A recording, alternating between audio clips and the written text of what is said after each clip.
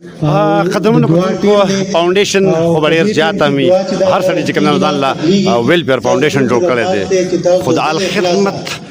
ویلفیر فاونډیشن دا کاوش چې کوم د یتیمانو په سر لاس یې ښودلی د کوم وخت نه مطلب دا ده چې دا ماشومان را لوی کړي دي او دې حد ته را ورسول دا شاید چې چیرې هم چېرته بل فاونډیشن دا خدمات انجام کړي یا انجام کړي. السلام علیکم ورحمۃ اللہ وبرکاتہ. رمضان دی د الخدمت فاونډیشن اغوس الخدمت نور ګلاباد دفتر کې نن چې کوم دی نو د یتیمانو بین الاقوامي ورځ مناویږي په دې کې پروګرام دی. دلته کې زموږ سره د دې پروګرام چې کوم مشر مېلمه دی ډیپټي کمشنر کوزدر بشیر خان چې کوم دی نو افغانانو د کوزدر اسسټنټ ډایرکټر سره دغه سره د نور مېلمانه دي او دغه شان کوم بیا د مېلمنو نو لست تاسو د دې کې د مولانا اسلامي امیر دی او دغه نو زمانه د دوره دلته کې نه ده په دې معاشره کې چې د یتیم په سر باندې لاس راخکل او د هغه رهنمایي کول د هغه سره لږغونتې د هغه شفقت او د مینې اظهار کول دا د نبي مهربان صلی الله علیه وسلم د هغه سره د ملګرتیا دعوت چې کوم دي تور کړی شوی دی په دې وجه باندې الخدمت فاونډیشن په دې وخت کې دا هغه ځای کې چې کوم د مېلمنو میزونه لګېدلي دي او دلته دا لیست چې کوم دی هغه میزونه دي چې کوم د روجمات او دلته د روجمات د پروګرام شوی دی د محمود خان او د دې نه پس چې کوم دی بیا بشیر خان چې کوم ډیپټي کمشنر کوزدر د حقیبه ویناګانې کوي. تاسو ته کله وایو دا نننۍ ورځ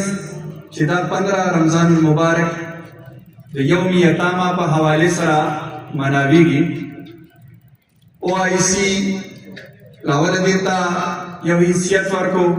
چې په دنیا کې د هر مختلف طبقاتو لپاره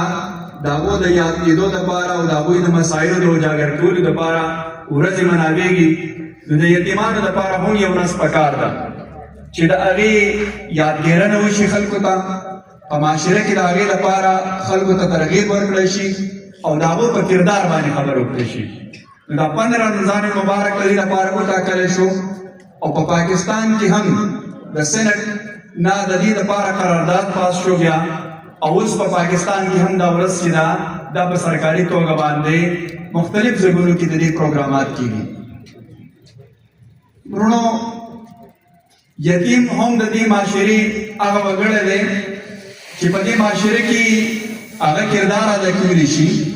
او د معاشره کې هغه ښکلا ورکولی شي او که چېرته موږ دې ته لاس ورنکړو یو طرف ته خو موږ په دې معاشره کې په دې په وزریه سره بګاړه راتلی شي خو دویم طرف ته موږ د خپل دین په حیثیت باندې چې کوم موږ ته تعلیمات دي د نبي مهربان صلی الله علیه وسلم او د قرآن تعلیمات دي نو د هغې نه موږ محروم کېدی شو ځکه چې نبي مهربان صلی الله علیه وسلم فرمایلی وو چې زه او د یتیم پالونکی دا به د قیامت په ورځ باندې داسې په جنت کې لکه څنګه چې دا دوه ګوتې دي نو د دې دونه لوی حیثیت دی. بلکې محترم مولانا اسد الله صاحب سرپرست الخدمت فاؤنڈیشن جرپائن نامہ پورز رمضان مبارک کے درمیان کی او بیا ددی ظاہر کی بے اثری بچو د سرپرستی او حوصله افزائی لپاره مونږ او تاسو الله توفیق راکړه او دلته حاضر شو او خاره خبره چې ډېر یو غریب انسان په کور کې او د مسلمان په کور کې هم دومره څه مهیایي کوي روژه کې چې هغه بل ځای تلو ته محتاج نه وي خو دا راتله دلته څه د خوراک لپاره نه دي بلکې دا د دې یتیمانو د سرپرستۍ او د هغې د حوصله افزایي او په دې کې خپل حیثیت ادا کولو لپاره دي او دا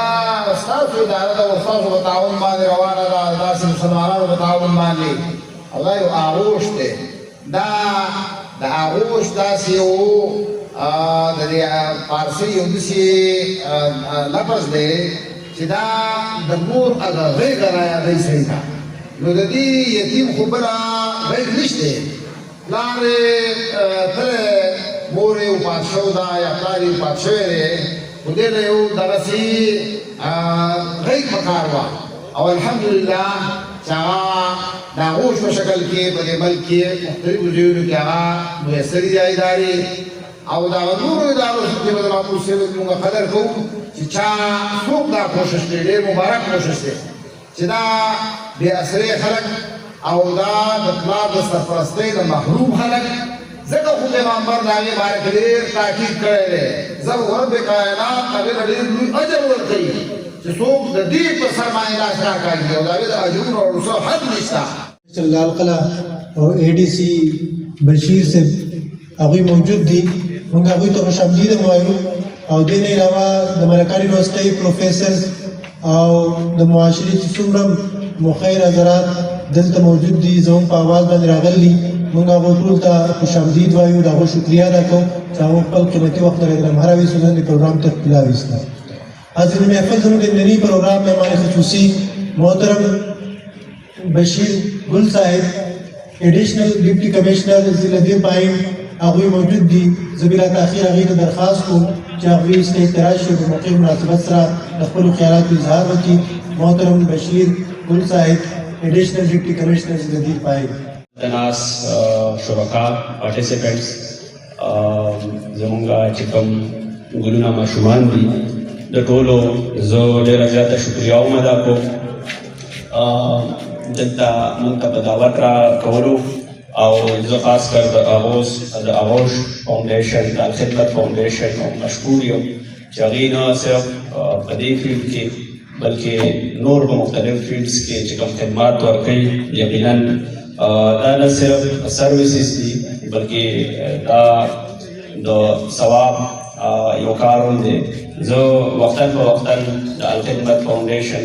په مختلفو پروګرامونو کې شرکت کوم او دا زما لپاره د یو فخر خبره هم ده د الخدمت فاونډیشن په هغې کې یو هغه ارګنایزیشن یا فاونډیشن یا یو تنظیم ورته ویلی شي چې هغوی په هیلث کې په صحت کې د ایجوکیشن کې په ډیزاسټر کې او په نور داسې فیلډس کې د ګورمنټ سره سره د نظامي سره سره پیرلل ډېر ښه خدمات ورکوي زه د خپل طرف نه زه د ځینې نظام یا نور دین د طرف نه اغوش الخدمت فاونډیشن ته د خپل پوره تعاون یا امتحاني کوم او زه دې اپریشیټ کوم او زموږ د طرف نه چې څومره دې ته انشاءالله څه سپورټ پکار یا او موږ دې ته ورکوم او د ننني پروګرام حوالې سره هم زه چې راتلم نو ډیپټي کمشنر صاحب خپله خواهش و چې زه دې کې شرکت وکړم خو هغوی په پېښور کې وو په ویکینډ باندې بیا ما ته وویل چې تاسو به شرکت وکړئ زه دا زما لپاره د خوشحالۍ خبره هم ده چې په دې محفل کې نن زه موجود یم او موږ د انتظامیې د طرف نه اغوش فاونډیشن ته د خپل پوره تعاون سپورټ اعلان هم کوو او د فاینانشل سپورټ اعلان هم زه په دې موقع باندې کوم د ډي سي صاحب د طرف نه هغوی ما ته ویلي چې زما د طرف نه دې ته تقریبا 50,000 روپۍ اعلان وکړئ زه هغه هم دې ته اعلان کوم زه یو ځل بیا ستاسو د ټولو انتهایي مشکور یم موږ ته په دعوت راکولو تھینک یو ویری مچ اجازه راکړئ د الله په امان